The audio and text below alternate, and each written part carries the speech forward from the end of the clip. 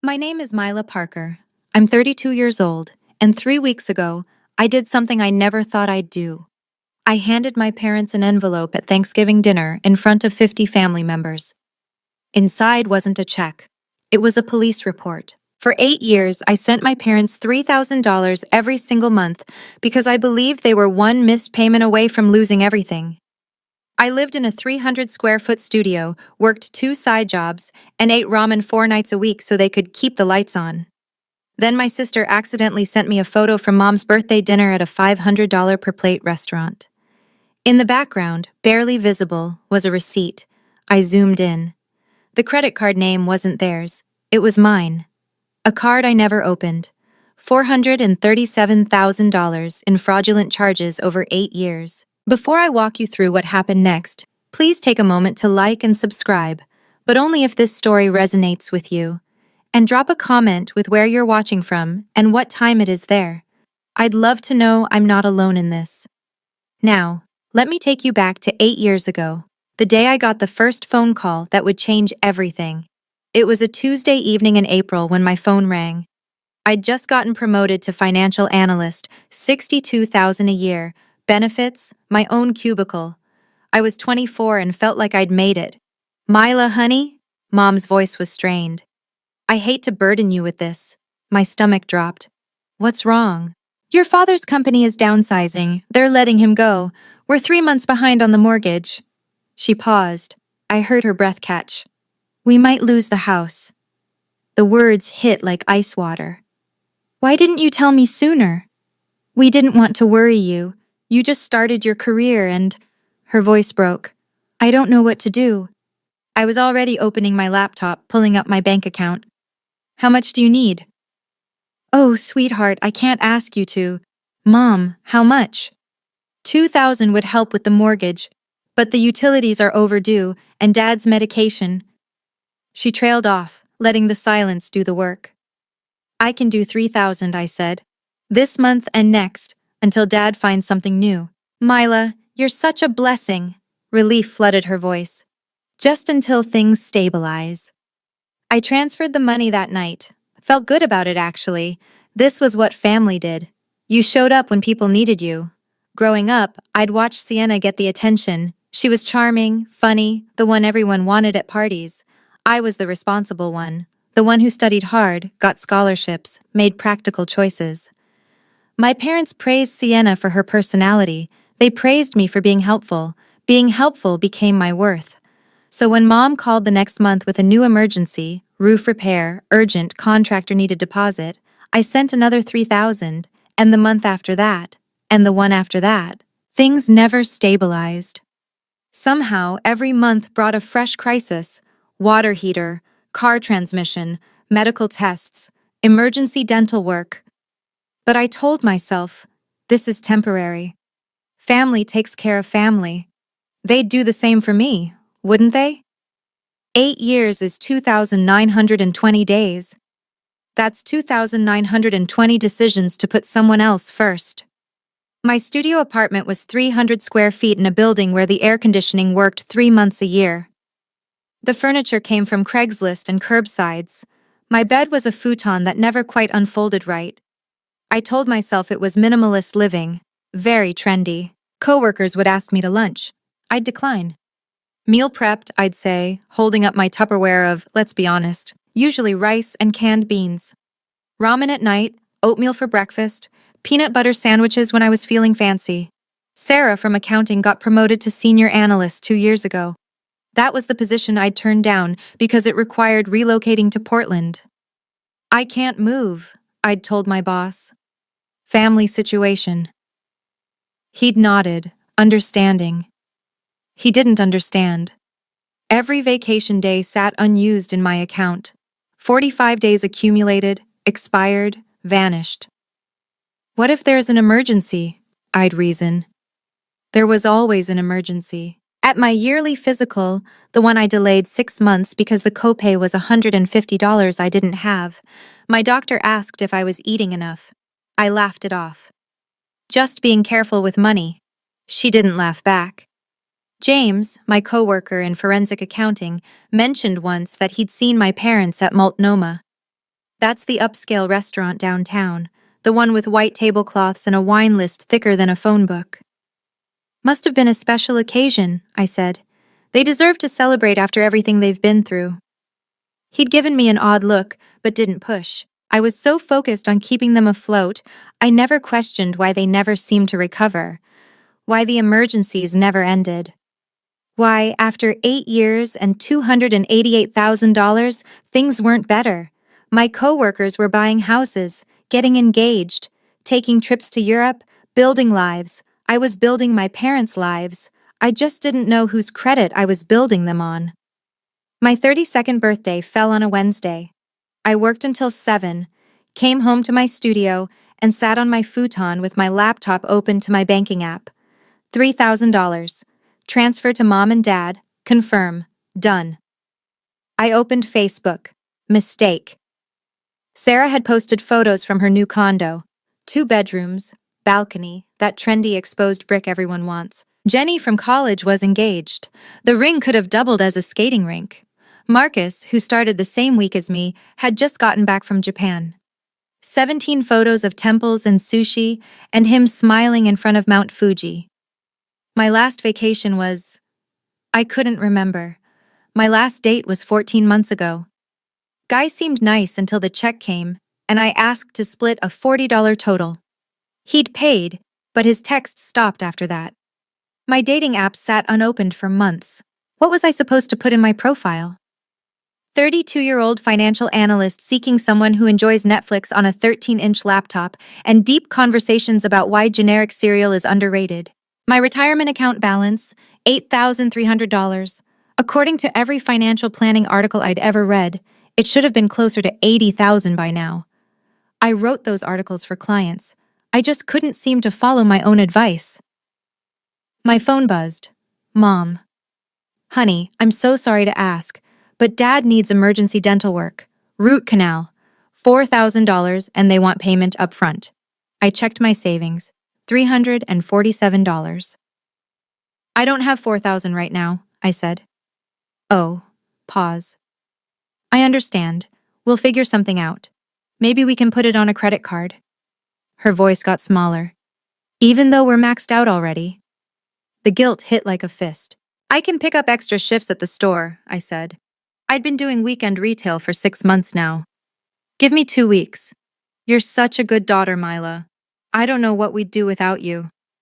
I stared at my reflection in the black laptop screen after she hung up. 32 years old, couldn't afford a birthday cake. But at least my parents wouldn't be homeless. Right? The video call notification popped up Sunday morning. Sienna, with that I have news energy that made my stomach tense. Mila, oh my God, you have to see this. She thrust her left hand at the camera. Diamond, massive, probably 3 carats. Wow, I managed. Congratulations. That's beautiful. Right? Trevor proposed at Crater Lake. There was a photographer hiding in the trees and everything. She was bouncing. 28 years old and bouncing. We're thinking next June. The venue we want is at the Four Seasons. The Four Seasons. I did quick math. 50,000? 75? That's amazing. How are you? I tried to sound casual. How are you affording the Four Seasons? Oh, Mom and Dad are covering most of it. Wedding gift, you know. She waved it away like it was nothing. They've been saving in some special fund for years. Mom said they can't touch it except for this. My brain stuttered. Saving? Special fund? That's generous of them, I said slowly. Totally. Plus, I'm taking a few months off work to plan. Wedding planning is basically a full-time job. She laughed. Mom said I should stay with them, save on rent. Let me get this straight. My parents were broke. Behind on everything. Couldn't afford Dad's dental work. But they had a wedding fund? And Sienna, 28, college dropout Sienna, was living with them rent-free while planning? You're still working, right? I asked. Oh, I quit last month. Trevor makes enough for both of us once we're married, so... She shrugged. Why stress? The math wasn't mathing. The logic wasn't logicking. Sounds perfect, I said. You're coming, right? I know money's tight for you. She actually said this, actually had the audacity, but you can't miss your only sister's wedding. Wouldn't miss it. After we hung up, I sat in my dark studio for an hour. Outside, I could hear neighbors laughing, music playing, life happening. I pulled out my calculator and did math I'd been avoiding. $288,000 over 8 years. Where did it all go? Something felt wrong. But I pushed it down. I was good at pushing things down. Friday evening. I was at my desk, finishing a client portfolio analysis. The office was quiet, just me and the hum of fluorescent lights. My phone buzzed. Family group chat. Photo from Sienna. The image loaded. Mom, Dad, Sienna at a restaurant. Not just any restaurant. I recognized the interior immediately. Oriole, the Michelin-starred place downtown where reservations book 3 months out and entrees start at $75. Caption: Mom's 60th at Oriole, best meal of my life. Champagne glasses, gold-rimmed plates, what looked like a 30-year scotch in Dad's hand. Everyone dressed like they'd stepped out of a catalog. I zoomed in, studied the table, the details, and then I saw it. Background slightly out of focus. A receipt folder on the table edge. Black leather cracked open. Inside, the white slip of paper. I zoomed more. Enhanced. The camera phone quality wasn't great, but there, the credit card. Just the top portion visible. The name. Myle Parker. My heart stopped. I zoomed again. Fingers shaking now. Enhanced until pixels blurred. Myla J. Parker. Not Richard. Not Linda. My name. On their credit card. At their dinner. That I never authorized. Never opened. Never knew existed. I couldn't breathe. Opened my credit monitoring app. The one I recommended to every client. The one I checked obsessively because I'd seen too many fraud cases. Alert. New activity. Oriole Restaurant. Portland OR. $1,847.32. I scrolled back. More alerts I'd somehow missed or dismissed. Nordstrom. $2,341.89. Last week. Serenity Spa. $890. 10 days ago. Premier Wine Merchants. $654 2023. 2 weeks ago. Account name. Discover card ending in 4472. Cardholder. Myla J. Parker. Credit limit. $45,000. Current balance.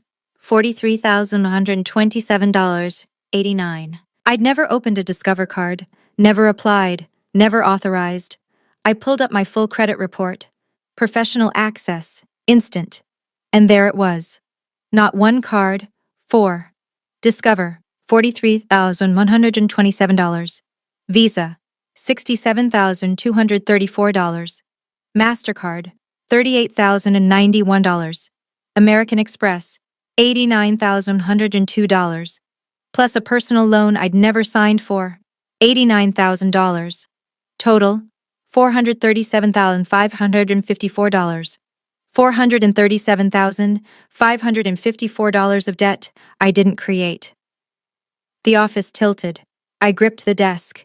James walked past, stopped. Myla, you okay?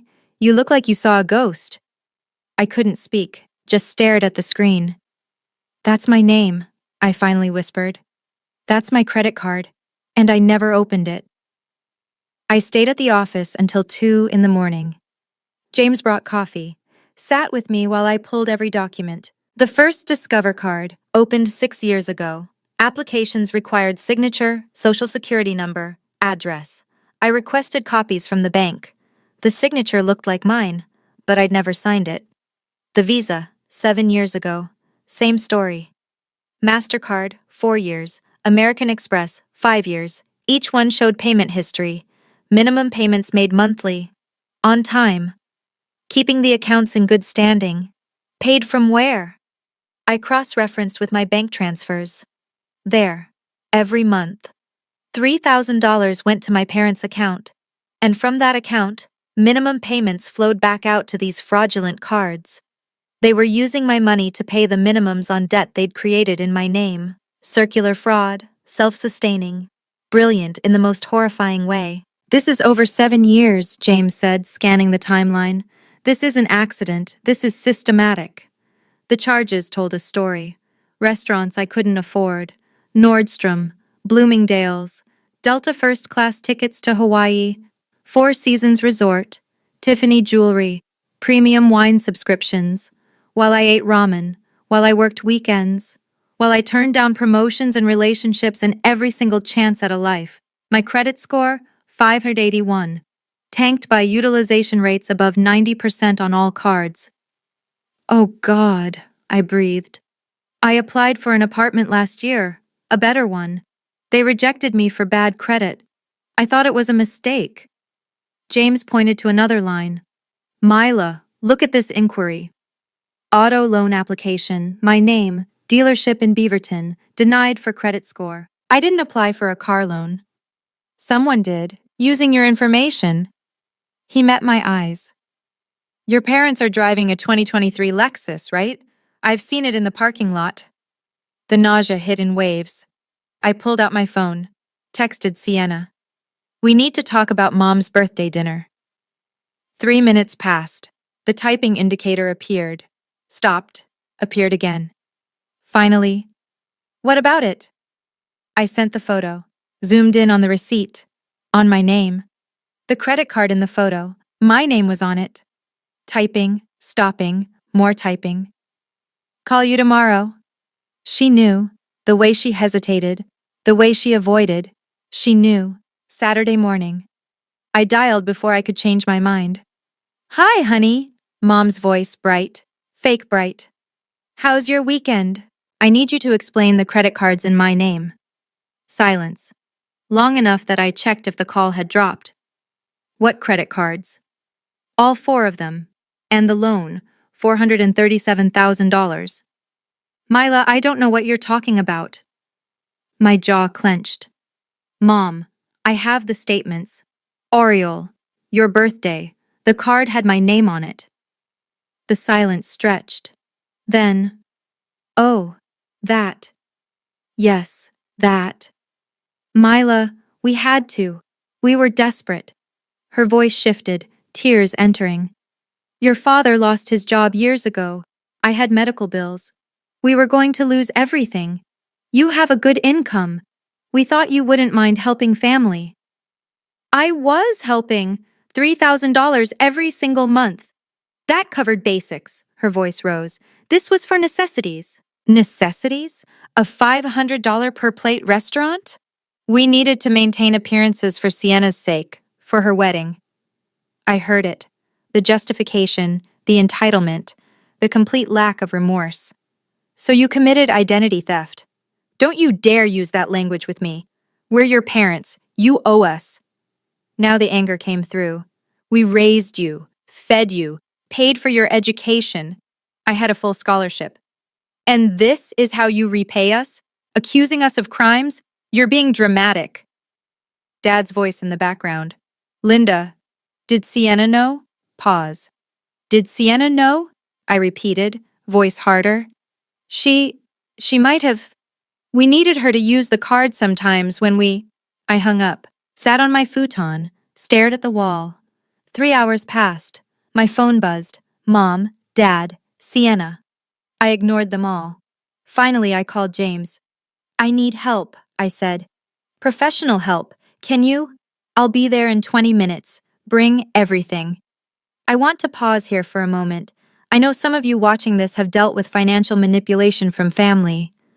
Maybe you felt that same guilt, that voice saying, but they're family, you should just let it go. The guilt is real. The confusion is real. If you've ever felt torn between protecting yourself and being the good daughter or good son, drop a comment. Your stories matter. And if this resonates with you, hit that subscribe button. We're in this together. Now back to what happened next. James showed up with his laptop and a legal pad. We spread everything across my tiny kitchen table, which was really a folding card table from Target. Walk me through the timeline, he said. Pen ready. I did. Every phone call, every emergency, every transfer, the discovery, the confrontation. He took notes, didn't interrupt. When I finished, he looked up. Myla, this isn't family drama.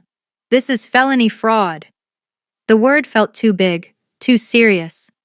They're my parents. Who stole almost $750,000 from you?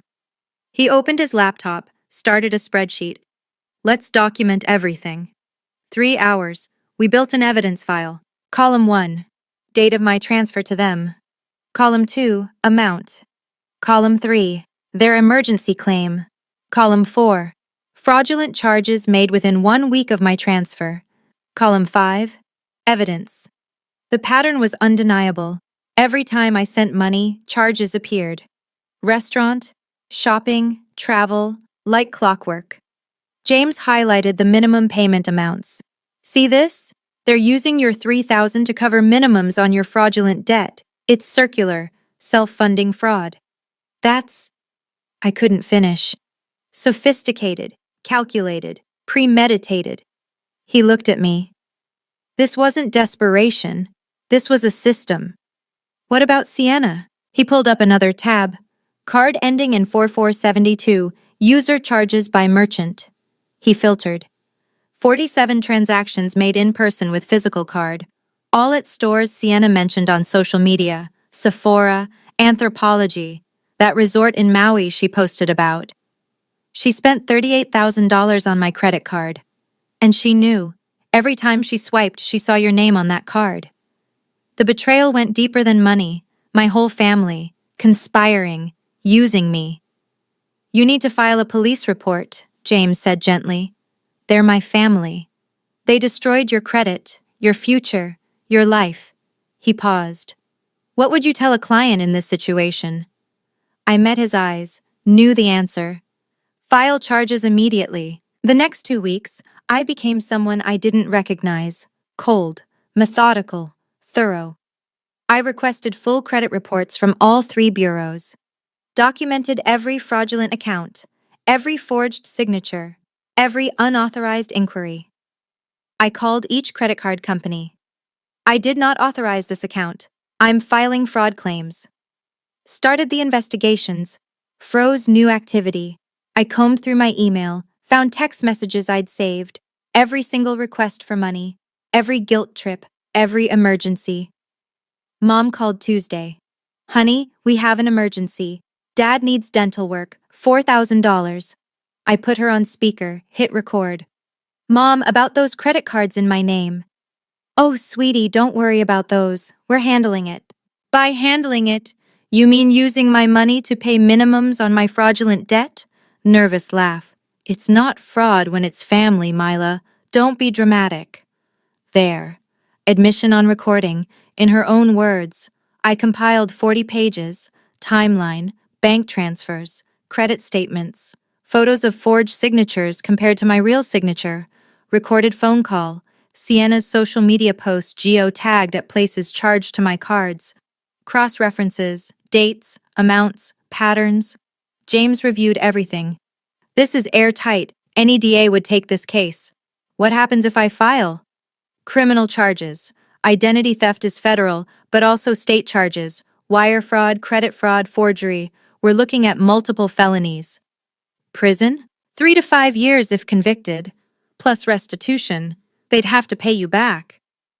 I stared at the document. 40 pages that would destroy my family. Or 40 pages that would save my life. I need one more thing, I said. What? Thanksgiving is in 3 weeks. They're hosting. 50+ people. James's eyes widened. You're going to? They've humiliated me privately for years, called me selfish, ungrateful, difficult. I met his gaze. Time everyone knew the truth. I printed 2 copies, one for police, one for Thanksgiving. The envelope was white, plain, official-looking, perfect. I texted Sienna. Coffee tomorrow? We need to talk. Tuesday. Starbucks. She arrived 20 minutes late, carrying a Gucci bag. $2,400 retail. I'd looked it up once for a client's anniversary gift I couldn't afford. So, she said, not quite meeting my eyes. What's up? When did you find out about the cards? She stirred her latte. $12 latte. I had drip coffee, $2. What do you mean? Sienna, I have your charge history. 47 transactions. When did you know they were in my name? Long pause. Mom told me, 3 years ago? Maybe 4? And you didn't think to tell me? Why? She shrugged. You were already sending them money. What difference did it make? I stared. Actually stared. I'm in $400,000 of debt. Look, you make good money. She waved it away. You don't have kids, no husband. What else were you spending it on? At least this way the family benefits. The casualness, the complete absence of guilt. I live in a studio apartment. I eat ramen. I work 2 jobs. That's your choice. Mom said they'd pay it off eventually. With what money, Sienna? She looked uncomfortable. I don't know. That's between you and them. You spent $38,000 on my credit card. Mom said it was fine. She said you wouldn't mind. Her voice rose. I didn't do anything wrong. Did you ever think to ask me? You're always so uptight about money. Mom said not to bother you. I felt something break inside. Clean. Final. You know what? She stood up. This is exactly why you don't have friends. You're so difficult, so rigid. Maybe if you learned to be generous like Mom and Dad taught us, you wouldn't be so alone. She left. I sat there for an hour, watched people come and go, normal people with normal problems. Then I called Detective Morrison. I'm ready, I said. I want to file a report. Financial Crimes Unit, Friday morning. The building smelled like burnt coffee and institutional cleaning products. Detective Sarah Morrison was 44, gray streaking her dark hair, eyes that had seen too much. She gestured to the chair across from her desk. Mr. James Chen spoke highly of you, she said, opening my case file. Let's see what we have. I handed her the folder. She flipped through. 1 page, 2, 10, 20. This is thorough. She looked up. You do this professionally? Financial analyst. Well, you'd make a good investigator, she kept reading. Identity theft, wire fraud, credit card fraud across multiple accounts. Your parents forged your signature on applications? I showed her the comparison documents, my real signature versus the forged ones. And your sister used the cards knowingly? 47 times, $38,000. She admitted she knew whose name was on them. Morrison leaned back. Usually in family fraud cases, victims don't want to press charges. Are you sure? I'm sure. This becomes public record. There'll be arraignment, court dates, your family will face felony charges, multiple counts. I understand. Your parents could see 3 to 5 years in prison if convicted, plus full restitution. She studied me. This will change everything. They already changed everything. They destroyed my credit, my savings, 8 years of my life. My voice stayed steady. I'm just making it official. She nodded, respect in her eyes.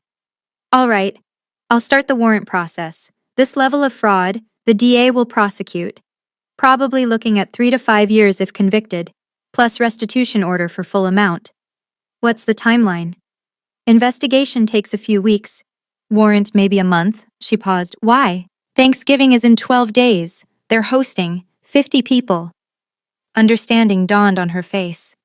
And you want copies of the report, official documents, case number. She actually smiled. Small, grim. You're going to tell them. Everyone's going to know. Morrison printed the documents, sealed them in an envelope. White, official, final. Here, case number 2024 FC 8847. Charges against Linda Marie Parker, Richard James Parker, and Sienna Nicole Parker. Official seal. I took the envelope, felt its weight. Most people in your situation want to hide this, Morrison said. They hid it for 8 years. I'm done hiding.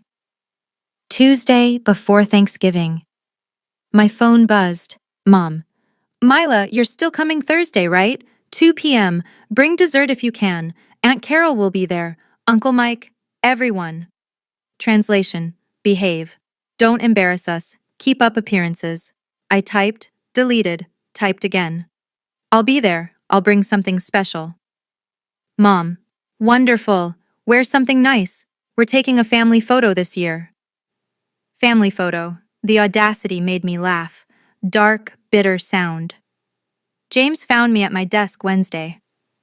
You really doing this? They've spent 8 years making me feel small, selfish, ungrateful. I looked up. Time everyone sees who I really am. And who's that? Someone who keeps receipts. The plan solidified in my mind, crystal clear, undeniable. Arrive on time, be polite, blend in. Wait until after dinner, during dessert, when everyone was gathered and comfortable. When Mom would inevitably make some comment about my lack of contribution or Sienna's wedding costs. Then I'd stand up, pull out the envelope, let truth unfold in front of everyone who'd ever heard their lies about me. I went shopping, bought one outfit, first new clothes in 2 years, nothing expensive, $40 at Target, but clean, professional, put together, printed a second set of documents, highlighted the key sections, case number, charges, evidence summary. Wednesday night, I couldn't sleep, rehearsed in my mind. Stay calm, stay professional, facts only, no emotion. That's how you win. At 3 a.m., I got up, made coffee, reviewed everything one more time. Last Thanksgiving flashed back. Mom had announced to the whole table, Mila couldn't contribute to dinner costs this year. Times are tough for her. I had offered. She'd said no need, then publicly humiliated me. This Thanksgiving would be different. I packed the envelope in my purse, put the backup folder in my car. Thursday morning, I looked in the mirror. Same face, different person. Let's go, I told my reflection. 2 o'clock. I parked outside their house. 4-bedroom colonial, well-maintained, fresh paint, landscaped yard. The house they'd told me they were losing for 8 straight years. Deep breath, envelope in purse, backup documents in trunk. Inside, chaos. 50-plus people. Cousins I hadn't seen in years. Aunts, uncles, extended family from 3 states. Noise, warmth, the smell of turkey and wine and pumpkin pie. Mila's here, Mom's voice carried across the room. Performative, loud. My daughter, the financial analyst. Subtext clear. She makes good money. Look at her success. Not like us poor struggling folks. Hugs, greetings. Aunt Carol squeezed my hand. How are you, honey? Good, really good, actually. Sienna appeared at my elbow, whispered, hostile. You better not start anything. I smiled. Wouldn't dream of it. Dad approached, eyes nervous. Mila, good to see you. Can we talk later? Later sounds perfect. The dining room was magazine perfect. Long table, china plates, crystal glasses, centerpiece that probably cost $200. I observed everything, made mental notes, Mom's jewelry, diamond earrings, new, sparkled under the chandelier light, Sienna's engagement ring, catching light with every gesture, Dad's watch, Rolex Submariner, $12,000 retail, minimum, wine bottles lining the sideboard, labels I recognized, $80 and up, fresh flower arrangements, multiple, professional, the lifestyle they'd built, with my money, on my credit. Uncle Mike, retired attorney, loud and jovial. Richard, Linda, you two really outdid yourselves. This spread must have cost a fortune. Dad's modest laugh. We do what we can, family's worth it. I sipped water, counted to 10, then 20. Dinner felt endless.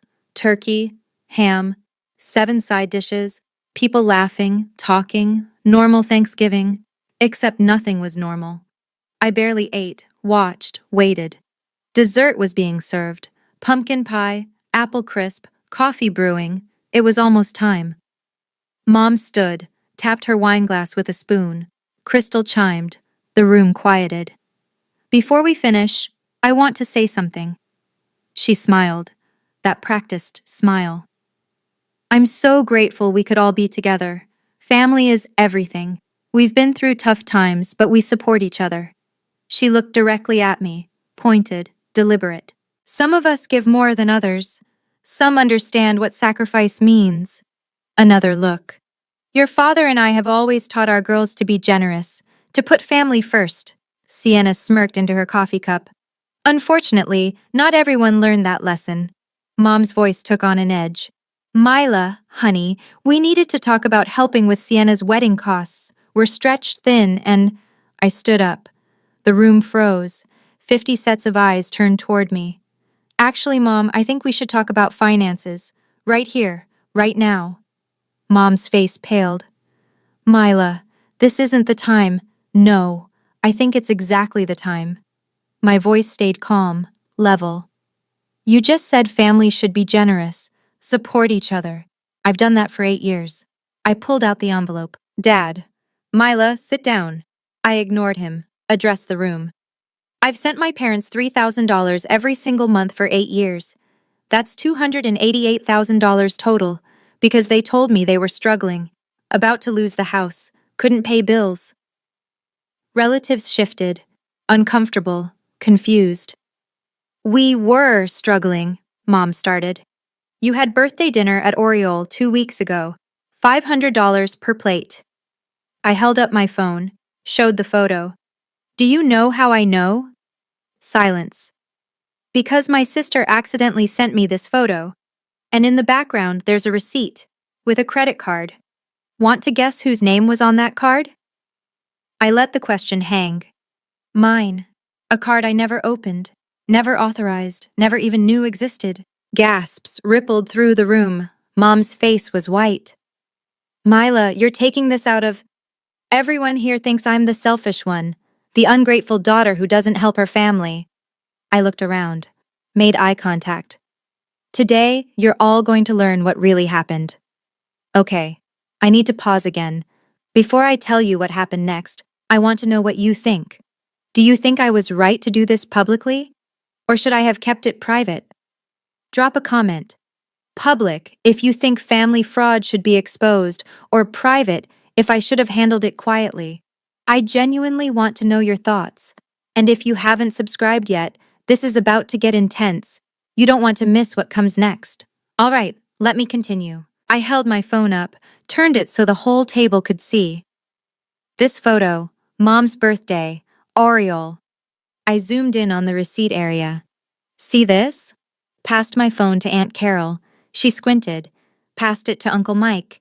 It made its way around the table. Relatives leaning in, zooming, gasping. The credit card name, I said. What does it say? Uncle Mike looked up. It says, Mila Parker? Correct. My name. My credit card. I paused. That I never opened, never authorized, never used. The room erupted in murmurs. Mila, you're taking this out of context, Mom's voice cracked. Am I? Let me give you context. I pulled the printed credit card statements from the envelope, held them up. 4 credit cards in my name, total balance, $437,000. I walked around the table, placed statements in front of relatives. Opened between 7 and 4 years ago. Aunt Carol picked one up, read. Her eyes widened. These charges… Cousin David scanned the list. Ruth's Chris, Tiffany and Comey, Delta Airlines First Class, Nordstrom, Williams Sonoma. All while telling me they couldn't afford the mortgage. I pointed to Dad. Dad, didn't you tell me you lost your job 5 years ago? Dad said nothing, just stared at his plate. I pulled employment records. You didn't lose your job. You retired, voluntarily, with a full pension. Uncle Mike's head snapped toward Dad. You have a pension? Richard? Aunt Carol's voice. Linda, you told me last year you couldn't afford Christmas gifts. Mom's hands shook. We can explain. Please do. I stayed standing, calm. Explain to everyone how you've been living off my identity for 8 years. Cousin Jenny spoke up, voice small. Mila, wait. Don't you live in that tiny studio, the one I visited? You didn't even have air conditioning. 300 square feet, 800 a month, that's all I could afford. But why? You make good money. I let the questions sit, let everyone process. Because, I said slowly, I was funding them. I pulled out the spreadsheet, James's and my work. 40 pages condensed into irrefutable truth. $3,000 per month, 96 months. Total, $288,000. I placed it on the table, bank statements clipped behind, every transfer highlighted. Plus fraudulent credit cards, 437,000, combined total, $725,000. Uncle Mike's coffee cup clattered to the table. 700,000? While I lived on ramen, worked 2 side jobs, turned down promotions because I couldn't relocate, my family needed me. Had $347 in savings on my 32nd birthday. I opened my phone, showed the photo of my studio. This is where I live. 300 square feet. Passed my phone around again. Watched faces change. Shock, disbelief, anger. Meanwhile, I pulled up photos from Mom's Facebook before she deleted it. Their house, 4 bedrooms, kitchen renovation last year, $60,000, charged to my credit card. Aunt Carol turned to Linda. You remodeled your kitchen? And the minimum payments on these cards? I retrieved the spreadsheet. Paid from my $3,000 monthly transfers. They used my money to cover the minimums on debt they created in my name. That's... Aunt Carol couldn't finish. Illegal. It's called identity theft, wire fraud, credit card fraud. I pulled out the recorded phone call transcript. This is from 2 weeks ago. Mom admitting on recorded line. I read aloud. It's not fraud when it's family. The transcript passed around. Relatives reading, rereading. Sienna stood. Okay, everyone needs to calm down. I turned to her. 47 transactions, $38,000. You knew they were my cards. I didn't know the full... You swiped cards with my name on them 47 times. You knew. Her face went red, then white. You all want to know why I don't contribute more? I looked around the table. Because I've already contributed $725,000 to criminals. The word landed like a bomb. Criminals. Not parents. Not family. Criminals. I held up the white envelope. The one they'd been watching. Wondering about. Last week, I went to the police. Financial Crimes Unit. Complete silence. Even the kids stopped talking. I filed a formal report. This envelope contains copies of case number 2024 FC 8847. I opened it, removed the documents, official seal visible. Official charges against Linda Marie Parker, Richard James Parker, and Sienna Nicole Parker. Mom's sob cut through the silence. You called the police on your own parents? I met her eyes, steady, calm. You committed felonies against your own daughter. Mila, please, we can work this out. Dad stood, desperate. I tried to work it out. You called me selfish, ungrateful, difficult. I handed the top document to Uncle Mike. Count 1, identity theft felony. Count 2, wire fraud felony. Count 3, credit card fraud felony. Count 4, forgery felony. He scanned it. His face went pale. These are real. Official seal. Detective Sarah Morrison's signature. Warrants are being processed. Arraignment likely within 30 days. I kept my voice level. Professional. Detective Morrison estimates 3 to 5 years prison time if convicted, plus full restitution of $725,000. The room erupted. Relatives talking over each other. Questions. Accusations. Shock. Sienna screamed, You're sending Mom and Dad to prison? No, they sent themselves to prison when they stole my identity. I turned to her. You're facing charges too. Accessory to fraud. I didn't do anything. I held up her charge history. Gucci bag, $2,400. Resort vacation, $8,700. Spa weekend, $3,200. All on my card. Your signature. You're complicit. This is insane. She grabbed her purse. Uncle Mike blocked the door. You're facing criminal charges, Sienna. Leaving won't help. I looked at my parents, really looked at them. You wanted to maintain appearances in front of family? Congratulations. Now everyone knows exactly who you are. The room exploded. Aunt Carol to Linda.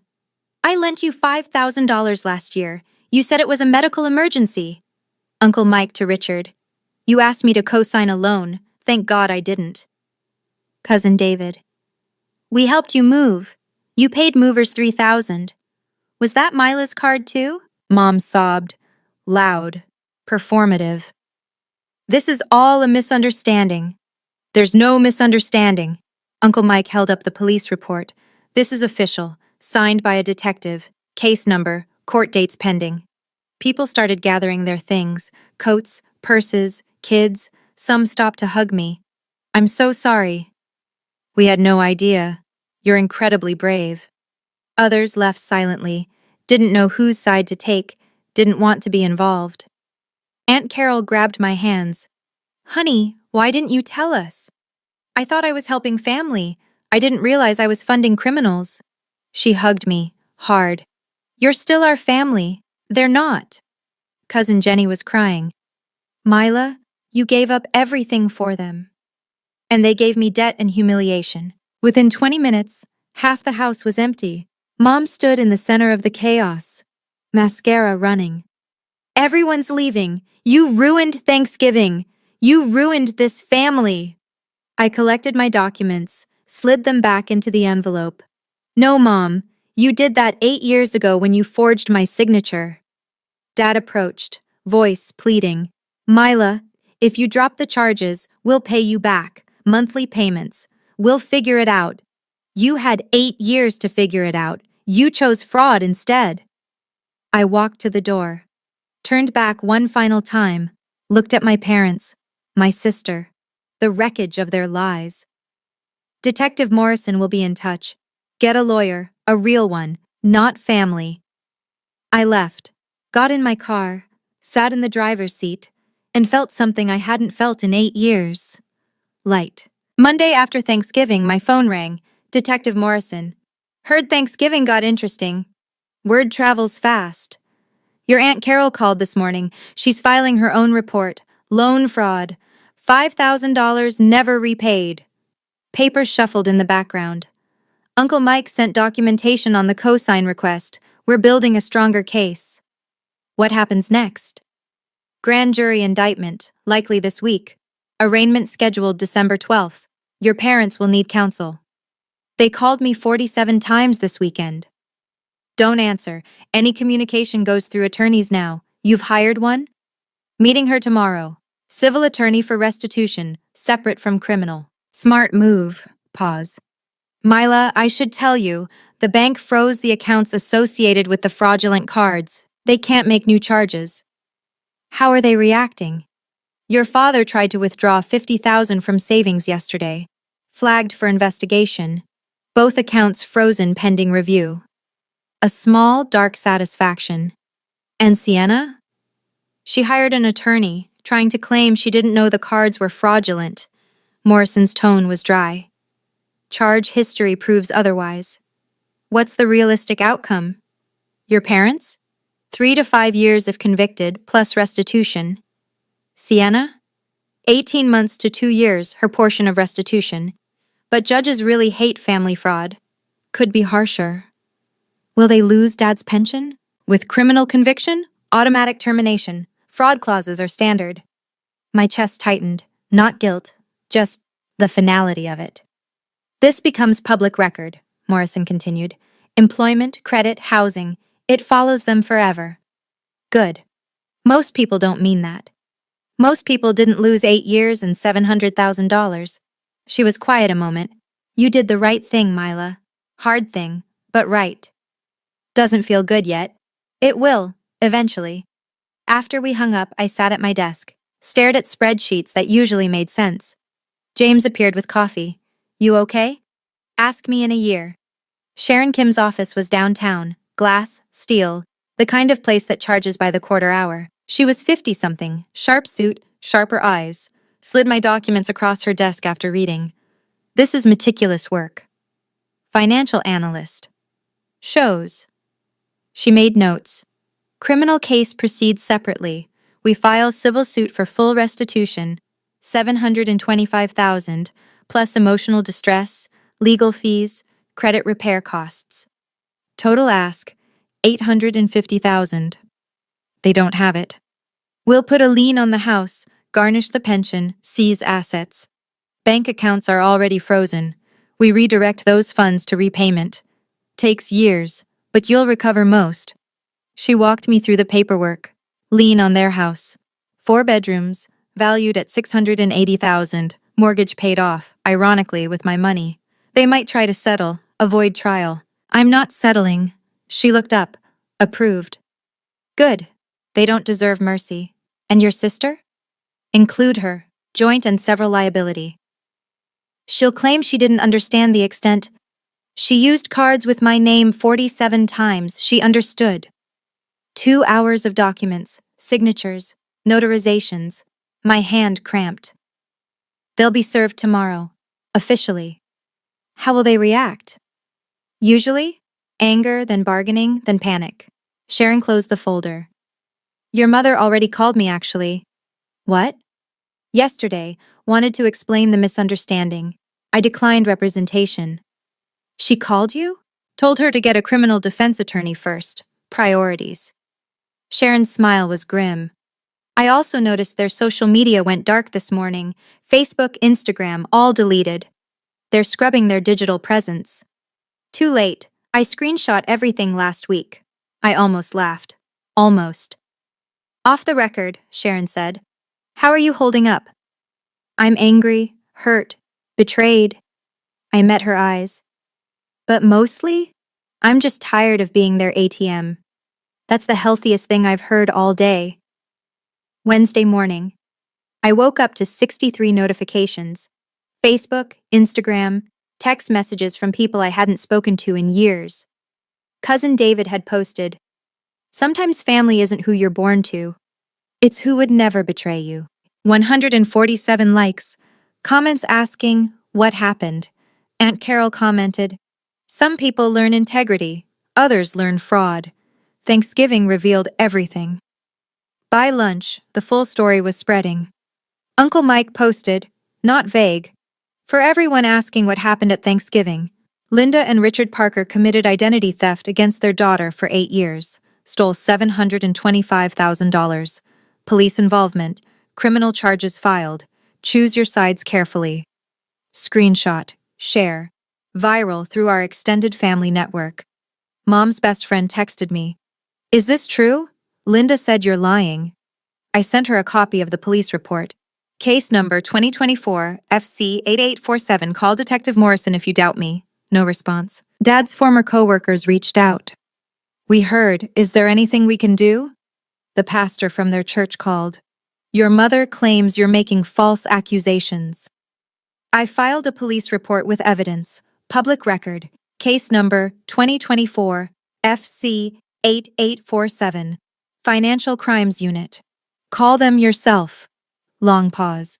I'll do that. Mila. I'm sorry. Within 48 hours, their reputation was rubble. Sienna's engagement. Her fiancé called it off. I saw the text she'd posted in a now-deleted Instagram story. Can't marry into a criminal family.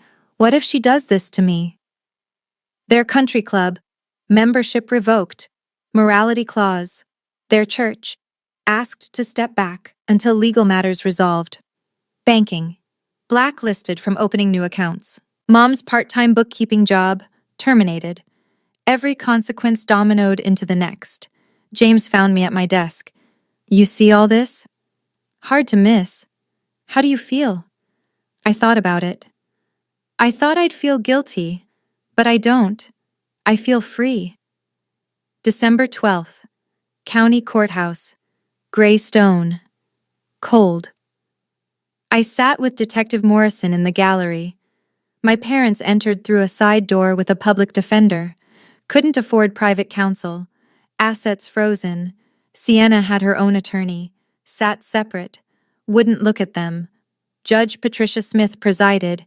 60-something, stern, no nonsense.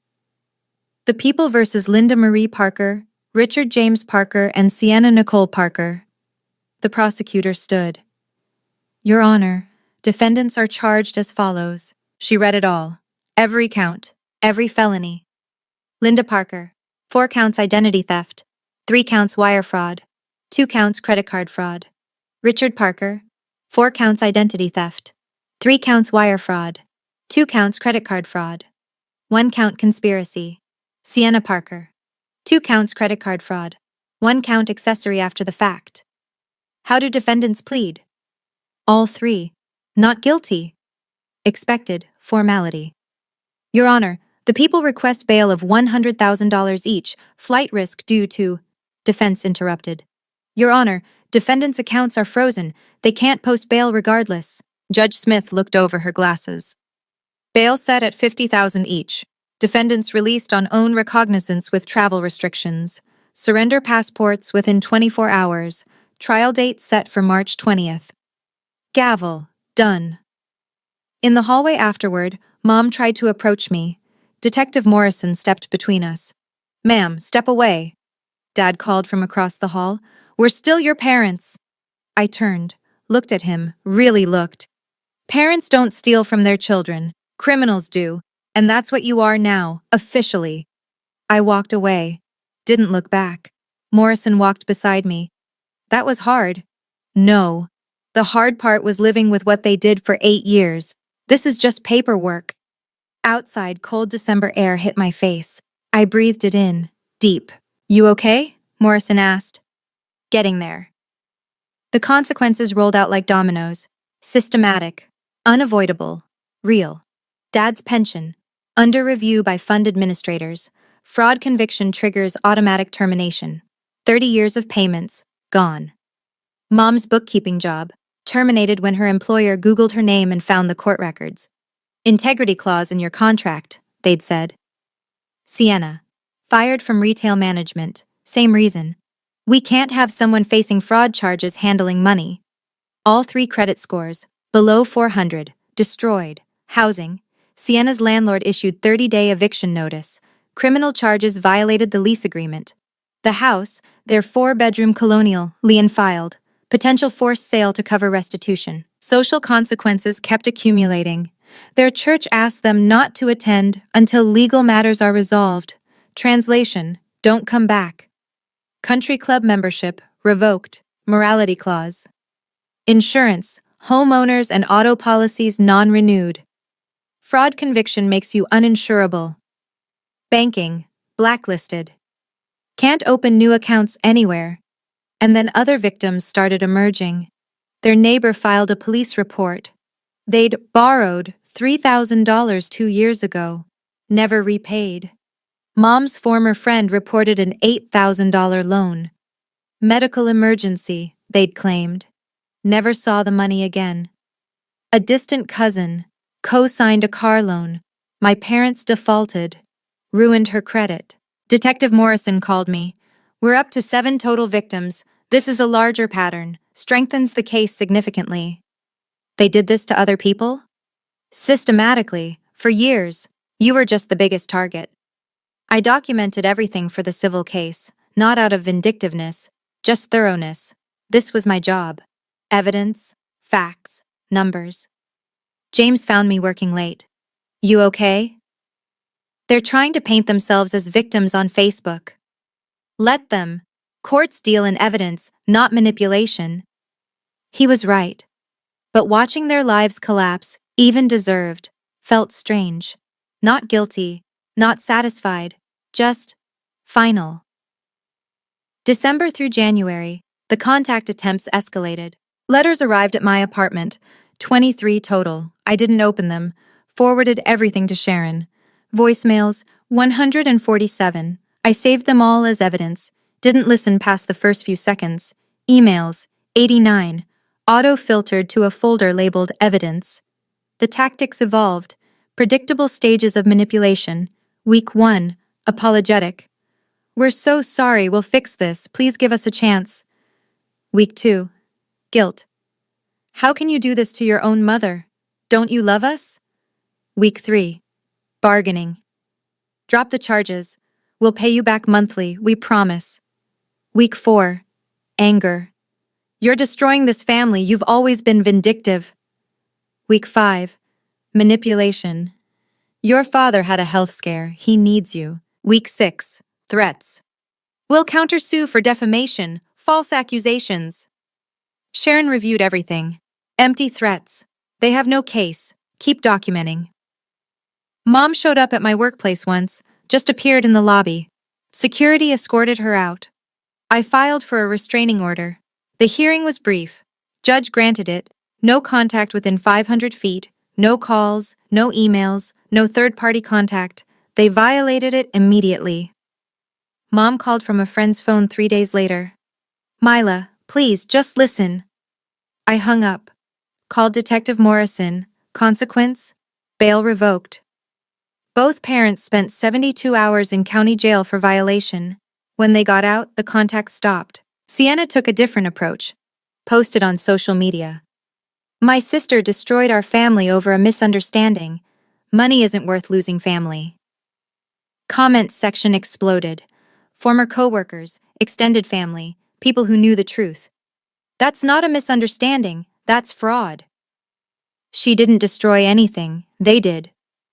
You're facing criminal charges too, Sienna. She deleted everything within hours. My therapist asked, how does it feel, maintaining these boundaries? I thought about it. Like breathing for the first time in 8 years. February, 8 weeks before trial. The DA's office called. We have a plea deal offer. I put them on speaker. Sharon listened in. Terms. Your parents plead guilty to reduced charges. 18 months prison instead of 3 to 5 years. Full restitution of $725,000 over 15 years. 10 years probation after release. And Sienna? 6 months jail. 5 years probation. Restitution of her $38,000. Sharon and I exchanged looks. It's a good deal, the DA said. Guarantees conviction and restitution. Trial is always a risk. What risk? Juries can be unpredictable with family cases. Sympathy factor. They must have been desperate. We've seen acquittals in situations like this. My jaw tightened. They weren't desperate. They were greedy. I know, but juries... Family cases are complicated. This guarantees accountability. After he hung up, I stared at Sharon. 18 months is light. It is, but it guarantees conviction. Guaranteed restitution. No risk of acquittal. And it's public record forever. Do they lose the pension? With guilty plea, yes. Automatic termination. Fraud conviction. And their record? Felony convictions. Permanent. Employment. Housing. Credit, all affected forever. I sat with it, thought about trial, watching them squirm on the stand. Cathartic, but risky. The plea deal ensured consequences, certain, unavoidable. I want one condition. What? They have to allocute, public hearing. They state exactly what they did, on record, in court, in front of people. Sharon nodded. That's standard for plea deals. They have to admit guilt publicly. Then I'll accept. She called the DA back. My client accepts, with standard allocution requirement. Done, hearings in 2 weeks. I wasn't getting revenge. I was getting justice. There's a difference. February 28th. The courtroom was packed. Public record hearings draw crowds. Local news, family members, people who'd heard the story. Judge Smith. We're here for plea allocution. Mrs. Parker, do you understand you're pleading guilty? Mom's voice, flat, defeated. Yes, Your Honor. State your crimes for the record. Long pause. Then, I opened 4 credit cards in my daughter Mila Parker's name without her knowledge or permission. I used those cards for personal purchases totaling $437,000. I accepted $288,000 in direct transfers from her under false pretenses. I knew what I was doing was illegal. The words hung in the air, undeniable, recorded, permanent. Mr. Parker? Dad's hands shook. I knew about the credit cards. I participated in the deception. I used the cards. I forged Myla's signature on applications. I lied about my employment status to get money from her. Miss Sienna Parker? My sister was crying. I used credit cards I knew weren't mine. I spent $38,000. I knew they were in my sister's name. I didn't stop it. Judge Smith turned to me. Miss Myla Parker, do you accept these allocutions as truthful? I stood. Yes, Your Honor. Do you wish to speak? I kept it brief. For 8 years, I believed I was helping family. I sacrificed my life, my savings, my future. They betrayed that trust systematically and without remorse. I'm grateful the legal system has provided accountability. Sentencing. Linda Parker, 18 months Oregon State Correctional Institution, 10 years probation, $687,000 restitution. Richard Parker, same.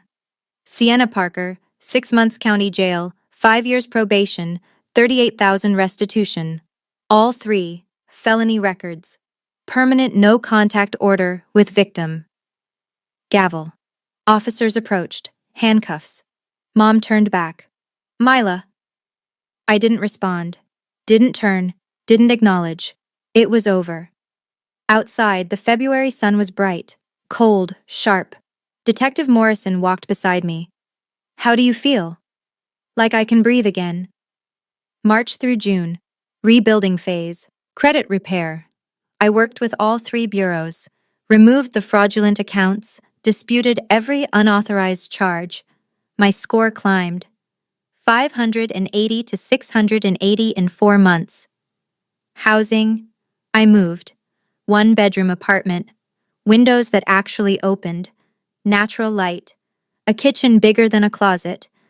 Rent was $1,200, $400 more than my studio, but I could afford it now. Furniture. I bought a real bed, actual frame, mattress that didn't fold in half. Kitchen table from a real store, not Craigslist. A couch. Small things, normal things, things I denied myself for 8 years. Financial. Restitution payments started arriving. $3,200 a month from their garnished pension and seized assets. Sienna's wages garnished too. It would take 15 years to recover everything. But it was happening. Therapy. Weekly sessions. Processing betrayal. Guilt. The complexity of loving people who hurt you. Learning that boundaries aren't cruel. They're necessary. Work.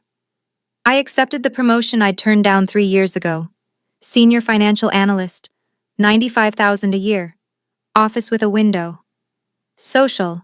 I reconnected with friends I'd ghosted. I'm sorry I disappeared. I was dealing with a family situation. They understood, or tried to. Dating. First date in 2 years. Coffee with someone from a different department. Nervous, awkward, good. Hobbies. I joined a book club, started running. Rediscovered what I liked when I wasn't performing survival. Family. Aunt Carol. Uncle Mike. Cousin David. They stayed in contact. You're still family to us. They're not. Unexpected, Sienna sent a letter from jail, apologizing. I see now what we did to you. I read it. Didn't respond. Maybe someday. Not yet. Parents. No contact. No desire for contact. Maybe never. I packed all their letters, emails, voicemails into a box. Stored it in the closet. Not for them. For me. Reminder of what I survived. Life wasn't perfect. But it was mine. Finally, completely, mine. 6 months post-sentencing. I want to answer the questions people keep asking. Do you miss your parents? I miss who I thought they were. I don't miss who they actually are. There's a difference. Do you feel guilty? Sometimes. That's what they conditioned me to feel. Guilt was their most effective tool. But guilt is manipulation. I didn't commit crimes. They did. Would you do anything differently? I wish I'd seen the signs sooner. The emergencies that never ended. The numbers that didn't add up. The defensiveness when I asked questions. Red flags were there. I ignored them. Chose to believe. That's on me. Advice for others in similar situations? Monitor your credit obsessively. Check every 3 months. If family asks for money repeatedly, ask for documentation. Real crises have paper trails. If they're defensive when you ask questions, that's a red flag. And remember, saying no to family doesn't make you a bad person. Protecting yourself isn't selfish. It's survival. What I learned, family is behavior, not biology. DNA doesn't obligate you to accept abuse. Boundaries aren't cruel, they're necessary. People who love you respect them. People who exploit you call them hurtful. Financial abuse is abuse. Full stop. The legal system exists for a reason. Using it doesn't make you vindictive. Shame belongs to the perpetrator, not the victim. Final thought. I'm 32 years old. I have $42,000 in savings now. A one-bedroom apartment I love. A job I'm good at. Friends who actually care about me. Most importantly, I have myself back. They took 8 years and $725,000, but they can't take any more. I won't let them. People ask if I forgive them. I don't. Forgiving them would mean accepting what they did was okay. It wasn't, and I'm okay with that. Thank you for staying until the end. If this story resonated with you, please share it. Someone else might need to hear they're not alone. Drop a comment. Have you ever had to set boundaries with family? How did it turn out? And if you haven't subscribed, hit that button now for more stories like this. Check the description for resources on financial abuse and identity theft protection. You're stronger than you know. Take care of yourself. That's not selfish, that's survival. Looking back with clarity now, I can see what drove my parents and sister, not to excuse it, just to understand it. My mother, Linda, grew up poor. Really poor. Her relatives had money, and they made sure she knew she didn't. That childhood shame transformed into adult image obsession. She equated appearance with worth, success with respect. When Dad's income couldn't sustain the lifestyle she craved, instead of adjusting expectations or living within means, she rationalized fraud. In her mind, she wasn't stealing, she was collecting what was owed. She'd convinced herself that raising me meant I owed her, that my success was partly hers, that using my credit wasn't theft, it was redistribution of family resources. Classic narcissistic entitlement combined with victim mentality. She genuinely believed she was the wronged party, that I was being unreasonable by objecting to identity theft. My father, Richard, was the enabler. Textbook. He knew it was wrong. Deep down, he knew. But he feared confronting Linda more than he feared legal consequences. Conflict avoidance became complicity. He told himself he was keeping the peace. Really, he was choosing comfort over integrity, over his own daughter. Every time he didn't stop her, he chose her delusion over my well-being. Sienna operated from learned entitlement. She'd never been held accountable for anything growing up. Mom and Dad praised her for existing. They praised me for achieving. Different standards, different rules. In her worldview, my success was a family resource to be shared, not my personal achievement. She genuinely didn't understand why I was upset.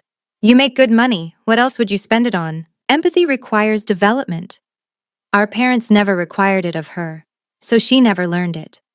Together they created a sophisticated emotional manipulation system. They never demanded money outright, too obvious. Instead, they painted crises, created urgency, triggered my guilt. Then, allowed me to offer the solution. This made me feel responsible, feel like I was choosing to help. That was intentional. That was the brilliance of their manipulation. They exploited my sense of filial duty, the very value they'd instilled in me as a child, used my strength against me, weaponized my love, now my vulnerabilities, because I had them. My weakness wasn't kindness. Kindness is a strength. My weakness was guilt conditioning and people-pleasing. From childhood, I learned my worth came from being the helpful daughter. Sienna got attention for being charming. I got attention for being responsible. That became my identity, my currency. I thought love was transactional. I provide, therefore I matter. Therefore I'm loved. I also suffered from what therapists call fixer mentality, common in eldest daughters. If there's a problem, I solve it. The problem being real wasn't a question I thought to ask. Questioning felt like abandoning family. Additionally, and this is ironic, my professional skills created a blind spot. I was an expert at analyzing other people's finances. I could spot fraud patterns in client portfolios instantly. But I couldn't see I was victim of fraud in my own life, too close to it, too emotionally invested, too conditioned to trust them. Here's what I wish someone had told me at 24. Red flags I missed. The emergency never ends. Real financial crises have resolution timelines.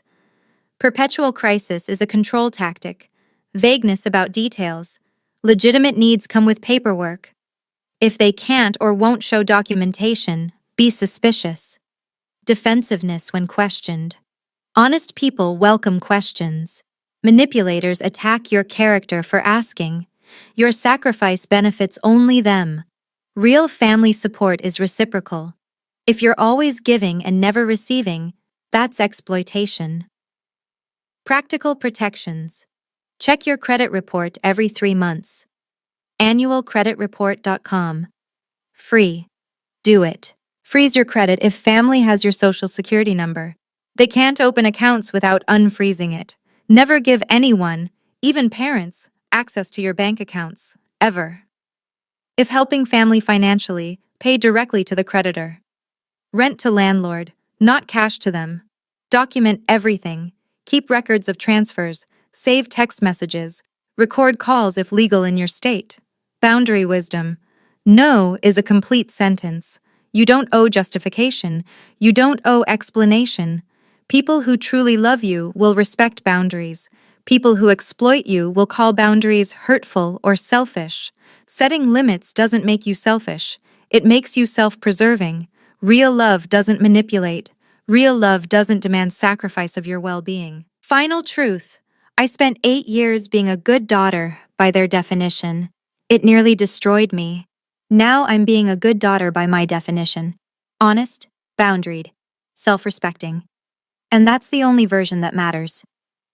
If you're watching this and something resonates, if you're sending money to family out of guilt rather than genuine desire, please examine why. You deserve a life that's yours, not one funded by your sacrifice for people who view you as an ATM. Take care of yourself. That's not selfish, that's survival.